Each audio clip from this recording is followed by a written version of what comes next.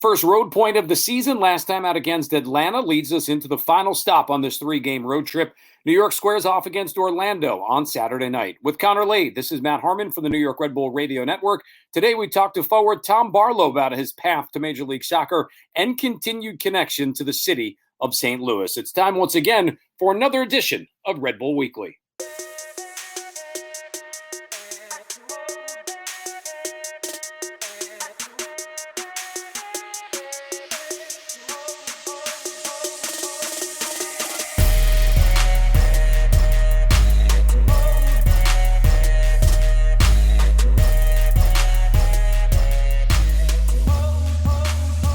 Certainly feels good to say a point over the weekend against Atlanta as New York able to grab their first point away from Red Bull Arena in this Major League Soccer season, albeit it wasn't 3, which would have been nice, but they'll take a point against Atlanta as they continue to play an Atlanta team which they have never lost to during the course of the regular season. We're brought to you, as we always are here on Red Bull Weekly, by our good friends at the New Jersey Institute of Technology, NJIT. With Connor Lade, this is Matt Harmon. Connor, it's the last game of this 3-game road trip. You and I have talked for 2 weeks prior to this last one about the importance of getting points on the road. Clearly was not the case against New England, but was the case last time out against Atlanta. Yeah, absolutely. I think, looking back on it, tough result up in New England. We know it's a very difficult place to play, and yet again, walk away feeling disappointed after that match. But, a positive performance down in Atlanta, to get a point in an environment like that is always big. Still thinking that, they had opportunities that possibly take away 3 points, but overall a positive point on the road in a tough environment. Can walk away, feeling pretty good about that heading into Orlando, which, can be another huge test down in Orlando in the heat in the middle of summer is a huge task. So I think this team's wrapping their head around that, but some good positives to take out of the last 2 results. Yeah, Connor, I guess in a way it is crazy. I mean, if you had to sign up for a time to go to Florida, you're either hoping, can we go in like March or April, maybe September, October? But to go there in July, and it's not the first time that this has happened to Red Bull. They've had to make these trips. Everybody has to make that one road trip that they don't want to during the course of the MLS season. But one thing, I mean, listen, if it's hot, it's not just hot for you, it's hot for the other team as well. And, the training withstanding, I'm not sure that anyone ever looks forward to playing in 90, 95 degrees, right? Yeah, that's the funny part of the thing of kind of the release of the schedule. You've got games that you look forward to, and then you've got games that you're checking on your calendar. Are we going down to Orlando in the middle of summer? Are we going to Dallas or Houston? These are the types of places that you are thinking, please let that be a fall or a early spring or, even beginning of the season. But I think for me, that's something I always looked out for. And seeing Orlando in, the beginning of July, you kind of let your head fall and realize, it's going to be a tough task no matter what, because Orlando's got a very good team this year. Oscar Pereira has them in a very good way, and they've been very dominant at home. And so, the heat is just another aspect of it. And there's going to be, Red Bull's going to go down there, 0 excuses. They're, as you said, both teams have to play in this heat, this humidity, but I think Orlando has the upper hand that they get to train in it every day. To be fair, it's supposed to be around 90 degrees on Saturday down in Orlando. It's been more than 90 here in the New York, New Jersey area. So, I mean, listen, it is what it is, right? I mean, you play in the weather that whatever it could be. You could be in Utah in March, and it could be snowy and freezing. In this particular case, it's going to be in Orlando. It's going to be hot. It's going to be humid. The one thing that you do know, if you are this Red Bull team, it's a team that you've already played, and it's a team that you've got 3 points against. They were able to get a full complement earlier in the season. Orlando at that point had not lost a game. Red Bull gave them their first loss. So I'm sure if you are Oscar Pereira, you're thinking, okay, we need to make sure that we even the score against this team. And if you're Red Bull, Connor, do you walk in with, hey, we already know that we can have success against this team? Absolutely. I think it was a big performance to Red Bull at home against Orlando the first time around, and handing a team their first loss always feels good. But on the flip side of things, they remember that. And I think the big factor in this match is, they were missing a couple of their big weapons that they have back now in Nani and Daryl DK, and these guys were not present in that first match. So I think that's going to add a whole nother layer to this match. We know that, defensively, these are two guys that you build a team around, you've got to key in on it. And I know that's a big emphasis going into this week of training, is getting your tactics right to deal with two very dangerous players like them. But I think that's going to really be the biggest test. And I think, you had a great game plan last time out. And I think you go back to the video and see what worked against Orlando the first time around. And I think you can go into it feeling confident that you had a good performance. There's a couple players you add in, but overall you walk away feeling positive, and it's going to be a tough road match. But I think the whole flipping a switch in your brain about getting some road results, and I know this team is hungry to get a win on the road. Still early in the week, obviously, but when you think of it, based on what you saw last time out against Atlanta, New York might be a little thin in the back depending on who is able to go. Clearly, you hope that with a full week of rest, and you mentioned names like DK and Nani. I mean, Connor, in a perfect world, you've got your back line intact at minimum going into this game. Yeah, I think that's going to be the big thing, and it's going to be a key to watch this week, how guys came out of last game. I know there are a few injuries with Tom Edwards and Andres Reyes, so already a somewhat thin back line. I think Red Bull fans are going to be keen on seeing those updates throughout the week, but either way, I think there's no excuse going in the match. You have to be ready when your number's called, and that's why you do work in the offseason to build depth. And so I think that's going to be exciting for whoever is going to be on that back line. It's going to be a big test, and to play against a group like that. But, it should be interesting. Always joke with my radio partner, Steve Jolly. Connor, I guess you're in the same boat now. I mean, if we needed you for a couple of minutes, could we throw you and Jolly onto the field if things are that desperate? Listen, it's a slippery slope when you stop training every day. And so I think I'm going to need a week down in Orlando to shed some LBs. But I think, in a pinch, hey, I'm ready. I'll go back to the center back days. I don't know about outside back. It's a little bit too much fitness, and I've lack in that game fitness, but maybe center back. But I'm not so sure against a group like that. Might have to sit out the Orlando one. I know Jolly always said he's ready for a good solid 5-6 minutes. After that, probably very downhill and very fast. There you go. Maybe we should just tag team that. They can just start flipping up on and off. Maybe, based on age and retirement, maybe there's a disclaimer in the MLS rules that says we can just have these guys swap in and out. It doesn't even really necessarily count as a sub. I don't know. Who's to say? You think of it, Connor, for our guest today, Tom Barlow. Interesting story. All of the players are. Everybody kind of has their own little nuances to how they came up.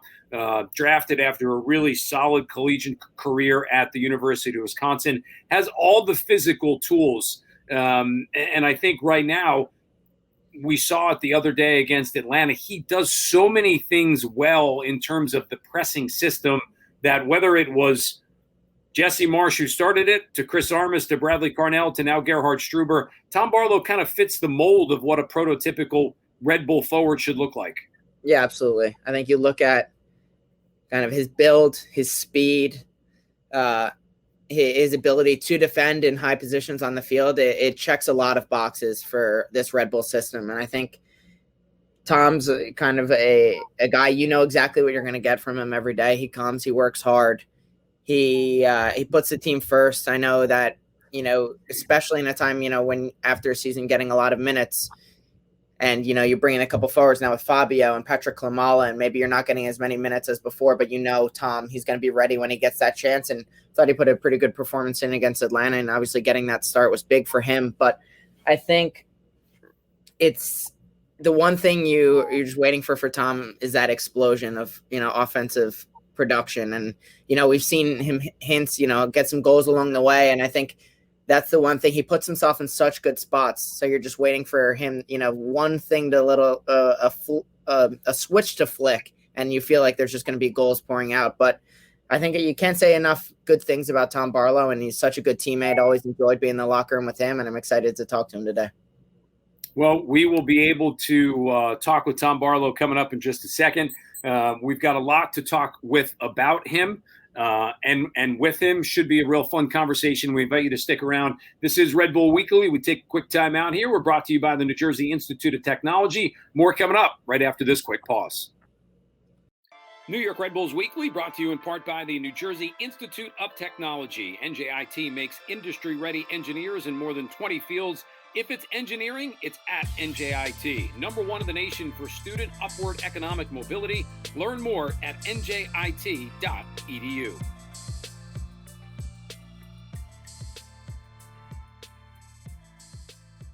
We are back here on Red Bull Weekly with Connor Lade. I'm Matt Harmon. We've got the broadcast coming up for you on the New York Red Bull Radio Network on Saturday as the team finishes up a 3-game road trip down in Orlando to take on the Lions. Good enough to give us some time here on his off day is forward Tom Barlow. Tom, that was a really important game. Let's start with the most current one first against Atlanta. Just being able to say, hey, we finally got a point on the road.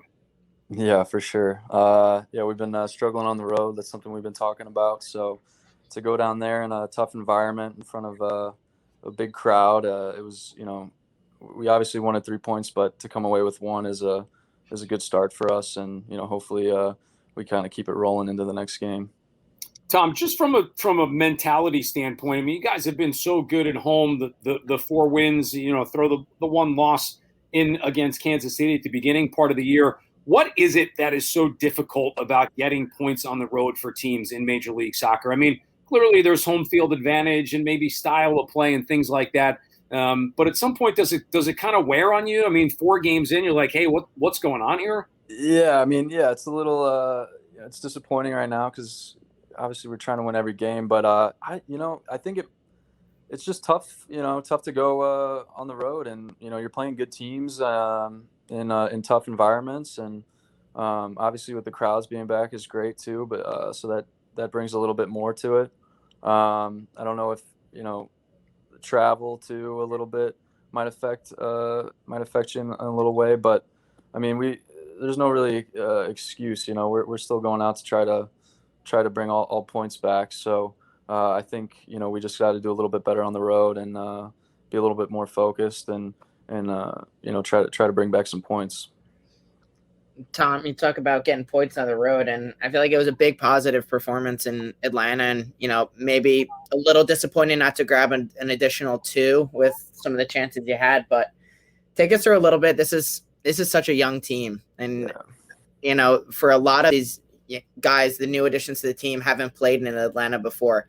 What was that experience like for these guys where, when you walk into that stadium and even pre-match, you're there hour and a half before the match and there's fans yelling at you. And so what was that like for obviously you've experienced it before, but for the young guys on the team, what was that like? Oh, I think they loved it. We kind of talked about it before heading down there, just kind of giving them a little insight of what it's like. And but like you said, you walk into the stadium as soon as we get there off the bus and there's already fans inside there. So they're yelling at you and, talking smack and stuff already. And so it's a blast. And then obviously, getting to start and walk through that tunnel is a cool feeling, cool experience. And just walking on that stadium's that, you've been there. It's unbelievable. It's huge. And especially with the closed roof too, the noise and is just bouncing all over the place. So it's loud. It's hard to communicate. Coaches yelling at you throughout the game. You can't hear them. So it's electric. So it's a really cool environment. And just, obviously with all the fans being back, it was really cool to go down there and play in front of a huge crowd. So I think the guys really enjoyed it. Red Bull coming off a scoreless draw with Atlanta, first road point of the season. Team will finish up a 3-game trip in Orlando on Saturday night. Tom, there's so many little things to talk about with you, and I've had so many fun conversations with you over the years. But right before we kind of started this interview, you and Connor were talking about email situations. You're still using your email from the University of Wisconsin? That's how people get in touch with you? Not anymore. Not anymore. It's they might still be trying to get in touch with me, but I'm not getting it. So yeah, I was using when I first got here, I was still using my school email, and I've just been kind of riding it out, for a couple of years. And then I don't know if it was last year that they finally just discontinued it and kicked me off. So I switched over my email to a Gmail account, and I've obviously had some problems with people trying to get a hold of me. So I've had to notify them that I switched my email, but it's starting to click now. I think people are starting to get it. So, but I had to contact the union. I had to contact you guys, the team manager. So I think I've finally got it all sorted out. But I mean, let's remember that you finished your playing career in Wisconsin back in 2017. You were drafted in 2018 by New York. I mean, it's been a couple of years. This transition's got to be a little quicker. Oh yeah, I should have probably should have done it. I knew it was coming. I should have done it as soon as I left, but I don't know, for whatever reason I just kind of kept it and just kind of wrote it out until it as long as it lasted. So, but yeah, definitely should have done that way sooner. He's just a proud Badger, Matt. He just wanted to rep that Badger flag as long as he could. Oh, yeah. And I think we need to contact the university because you got to have some pretty gold emails in there that we need to get a hold of. So if I ever make it back to school, which is the plan, hopefully they'll reboot it for me, get that thing running again. Tom, tell me about as you were at Wisconsin. I kind of went back a little bit, and during your time there as a Badger, you spent some time with some different PDL teams. How does Tom Barlow from St. Louis at Wisconsin wind up playing PDL with Reading United and with the Des Moines Menace? I'm okay with the Chicago one. That kind of makes sense a little bit, but why Reading and why Des Moines back in the day? So I had a pretty. It was after my freshman summer. So going into my sophomore season, I went to Reading, and they just reached out to my coach. I had a pretty decent season, so they reached out to my head coach John Trask and just asked if I'd be interested in coming out and playing. And they have a pretty good reputation, and they've been really good over the years and sent a lot of guys pro. So I thought it was a great opportunity, and I've never been to really the East Coast, so I was excited to kind of get out there and check it out and learn and try to get better. And it really worked out well for me. It was a cool experience. Connor, one second. I know you want to jump in. Let me clear something up for you, Tom. Reading is not the East Coast. It's in the eastern part of the United States. Right. It's not on the coast. I mean, I hate to have it be confusing for a guy who's from St. Louis and kind of the middle of the country. Being on the coast means you can kind of see the water. You might go to the beach every once in a while. Reading is definitely not the coast. That's my bad. Yeah, actually, I never saw the water actually while I was there. So, you're right. But it was east-ish, So, but no, it was a cool experience, and we had a great team. Learned a lot. And then the Des Moines was just Mike Makovich was there. He was the coach, and he's a Chicago guy, and he knew our coaches, and we sent a couple guys there the summer before, and they had a good experience, and so it was just something new, and I really enjoyed that too. It was a lot of fun, and I got better and met a lot of cool people, and so it all worked out.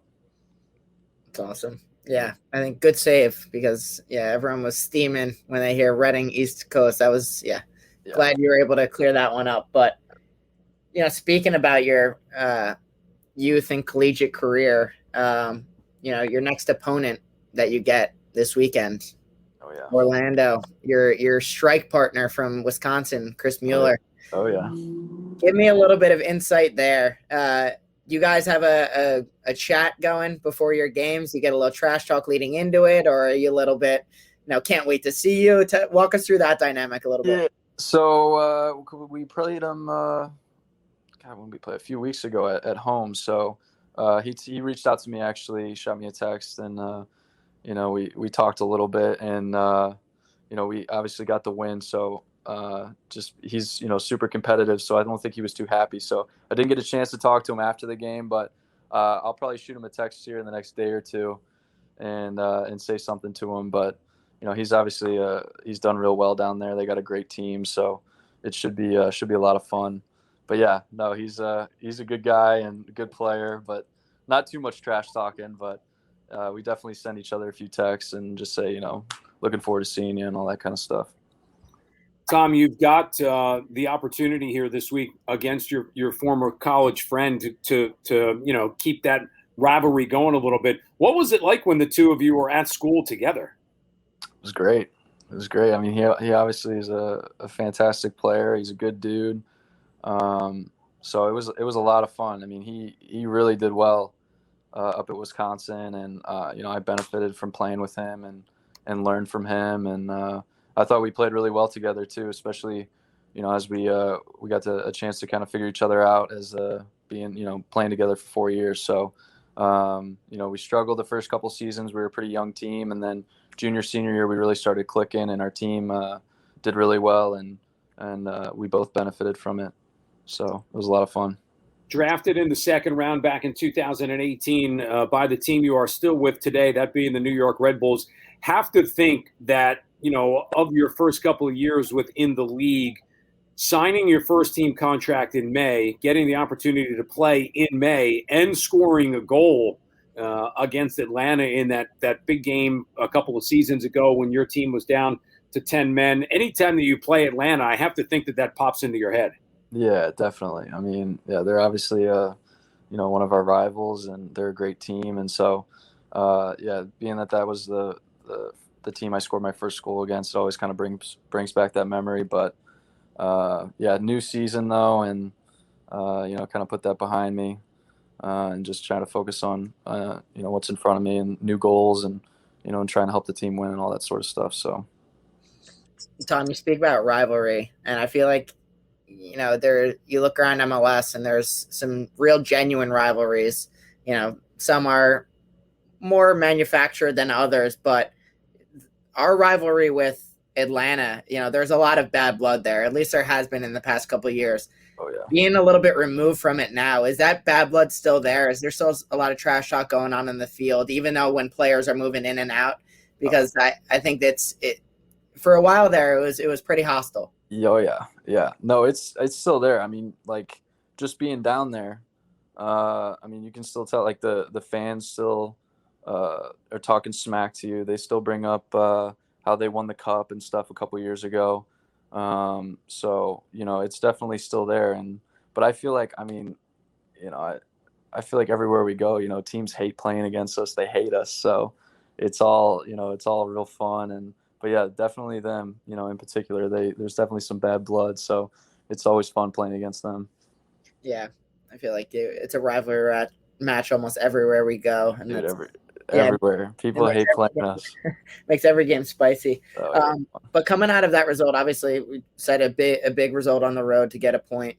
What was Gerhardt's message after that game, and kind of what's the focus been on heading into this Orlando match, where it may be a little bit of a different look to the team with Nani and Daryl DK back in the squad? Yeah. His message was a little similar to kind of what I said. Obviously we wanted the 3 points, but, to get a point down there in, the crazy environment they have, it's a step in the right direction, and, just kind of carry it into this week. And obviously Orlando is going to be a huge game for us. They're a really good team. They got a lot of different guys that bring a lot to the table. And like you said, Nani, DK's back.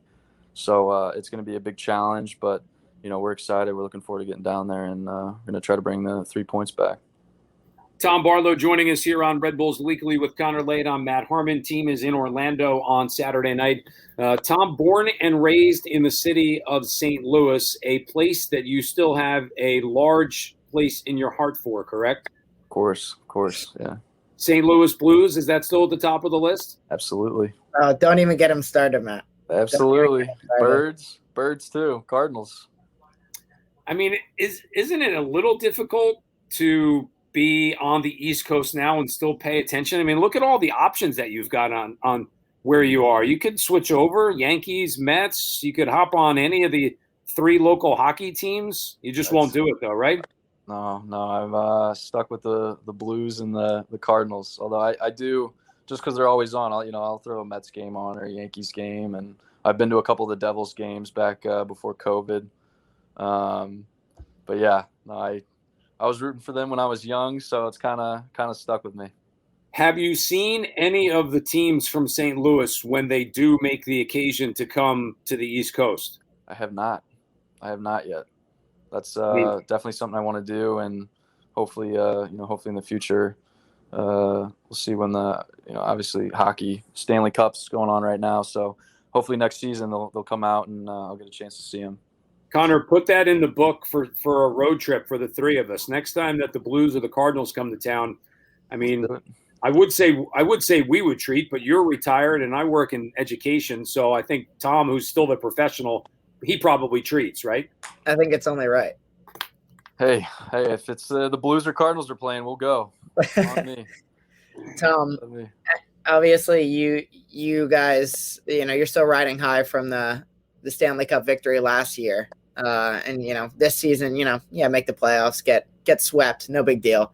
Yeah. It's all right. You still got the Stanley Cup in your back pocket. But I want to ask Matt a question, a little trivia fact for Matt. St. Louis no longer has a football team. They got their Rams stripped away from them. But Tom Barlow does support one other football team. And I want you to guess what team that is. I mean, I gotta think